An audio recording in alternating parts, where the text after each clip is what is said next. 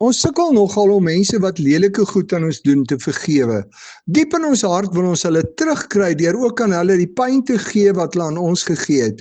Ons wil dus God se plek inneem en selfregter speel. In Matteus 5 vers 38 tot 42 haal die Here Jesus Eksodus 21 vers 24 en Levitikus 24 vers 20 aan en sê dat daar gesê is 'n oog vir 'n oog en 'n tand vir 'n tand, dat dit wat jy aan 'n ander doen aan jou gedoen moet word.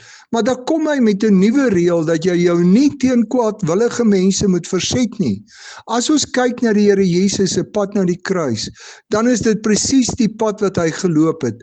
Hy het hom nie teen die kwaadwillige mense verset nie en selfs vir hulle gebid. Daarom sê Romeine 12 vers 17 dat hulle wat Christus volg, nie kwaad met kwaad moet vergeld nie, maar goedgesind teenoor alle mense moet wees.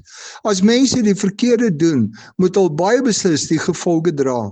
Maar dis nie volgelinge van Jesus se plek om self die mense wat hulle kwaad aangedoen het te straf, dat hulle die gevolge van hulle dade dra nie. Dis ons taak om soos Jesus goedgesind teenoor hulle te wees en soos Christus teenoor hulle op te tree. Romeine 5 vers 10 sê dat Christus sy lewe vir ons gegee het toe ons nog sy vyande was. En dis die voorbeeld wat ons van Christus moet volg. Ons moet onsself in liefde gee vir hulle wat ons kwaad aandoen, sodat hulle God se liefde vir hulle kan ontdek. Hoe wys jy vir mense wat jou kwaad aandoen, dat God hulle liefhet, of hou jy daarvan om kwaad met kwaad te vergeld?